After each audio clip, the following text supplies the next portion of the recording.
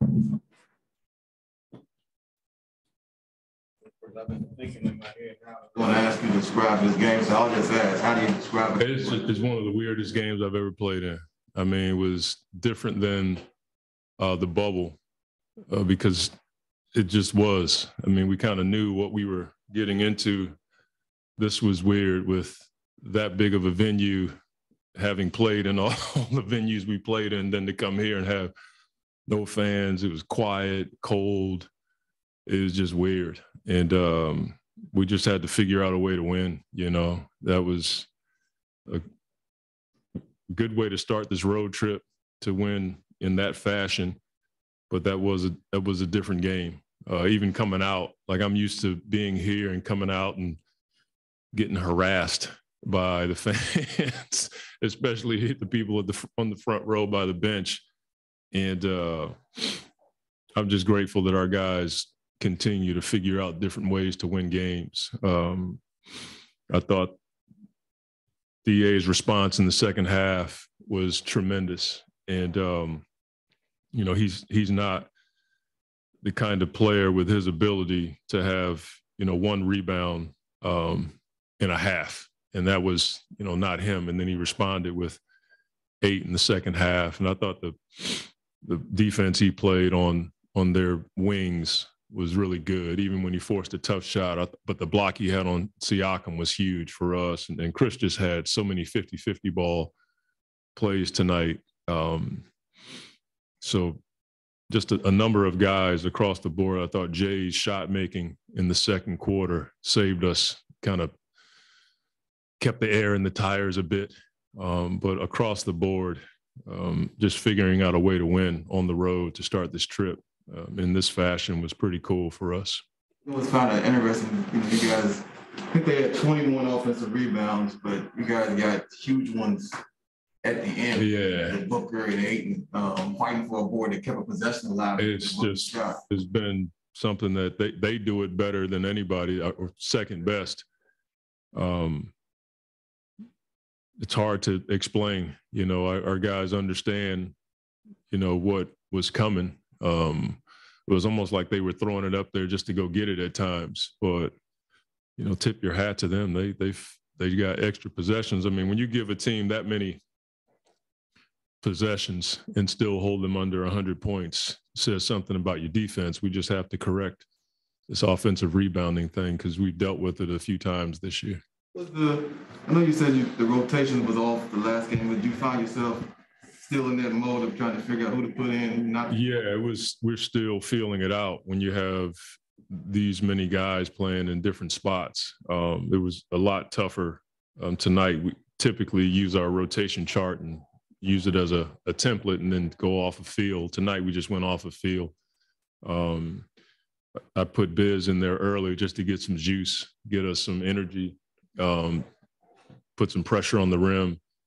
And I thought he did a decent job other than the charge he got on his dive. He was trying to pass it, but his momentum took him to the charge. And then DA in the second half, especially to start the third, I thought his force in the paint, whether he was diving or attacking their switches, it was really good for us. So from a rotation standpoint, we're still trying to figure it out, but I think everybody is. You know, they were missing a few of their key guys tonight, and, you know, Siakam played 39 minutes, I think. Mikal played 40. That's typically not something we want him to do. Van Fleet, I think he leads the league in minutes. He played 43. So I think we're all dealing with it. The only thing I had was when you look at just Booker and, you know, off night, fouls, got that reverse call. I mean, he looked at that point, he was like, what the, but then for him to find a way to impact the game at the end. Yeah, I don't think anything's going to mess with his confidence from that standpoint. You just have those nights, you know, where you can't buy a bucket, and we didn't, you know, we had 25 assists tonight, but I didn't think we were as efficient as we can be. I mean, Book only had 13 shots. That's typically not something that we see, but the ability to affect the game, even when you're in foul trouble or your rhythm is off because you're in and out of the game because of foul trouble.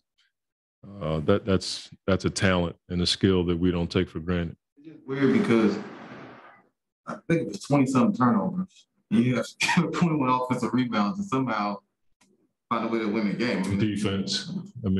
That's when you have that many turnovers and then you give up that many extra possessions, you better do something well. I thought our half-court defense was sound. We just couldn't come up with the ball.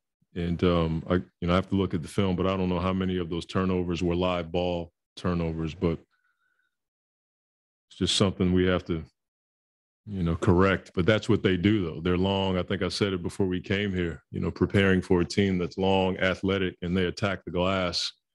It's going to cause some problems. We'll go to Zoom. Mark McClune with AZ Family.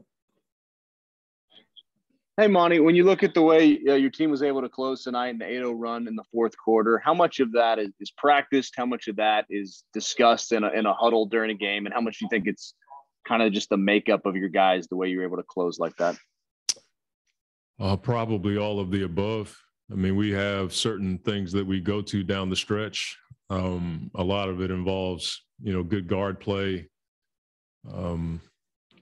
We've dealt with a number of defenses down the stretch or over the course of the game. So I think our guys understand what could happen in certain situations. But we do spend a lot of time talking about, certain plays that can help us down the stretch. And then we have guys that are willing to step up and make free throws and take shots. So I think all of the above is in play. When you're talking about that environment in clutch moments, as the NBA describes it. Last two will be Kellen Olson, then Vivek Jacob. Hey, Monty, to your earlier point on rotations, how weird was it for the Raptors to throw that supersized lineup at you on the night when you're missing 4 wings? Yeah. It just spoke to them probably wanting to attack the offensive boards. When you throw that many big guys in the game. We tried to counter it a little bit with Biz in the first half playing he and DA, but it just didn't feel right. And they went right to an isolation package with Siakam against our big. So I didn't think that would benefit our team to go big for big or big in that moment. But for them, that's what they've done over the course of this year. They're a lot like Cleveland, where they can play 3 big guys and they're just like Cleveland in that they'll go and get extra possessions with offensive rebounding. What did you see from the Raptors defense in terms of making it difficult for you guys offensively and getting you guys out of your initial stuff? Just long. I don't think we played against a team that's distracted or blocked as many jump shots as they blocked tonight. They're pretty long. They cover ground quickly. And they're just pretty sound. There's not many young guys on the floor, and they're physical. So athletic, long, they have a really good scheme. They change up their defenses. They come out of timeouts, and they'll go zone, full court pressure into zone, so that can throw your rhythm off at times. Last one will be Vivek Jacob with Raptors.com. Hey, Monty, thanks for taking the time. You mentioned that Pascal has been playing better of late. Getting a close-up look at him, do you feel like he was playing at that, all NBA level he showed a couple of seasons ago? Do you think he's maybe even taken the lessons from the last couple of years and playing even better? Well, if you look at his stat line tonight, he's 27, 7 and 7. That's all NBA type numbers. He's not just ball hogging, he's finding guys and that kind of thing. And they, they didn't shoot a great percentage tonight. So he probably would have had more assists if they would have made more shots. But he's always been regarded as an all-star, all NBA talent. And he's proven that. I think when you play deep in the playoffs and have a few injuries, it can hamper your play, but he seems to be back in form. And he's a nightmare of a matchup because when he's putting the ball down and getting to the basket, the one thing that helps their defense is his ability to get to the free throw line. And he's just a tough cover. When you put small guys on him, he posts up. When you put a bigger guy on him, he takes him outside. So that's a nightmare for coaches and players around the league. Thank you.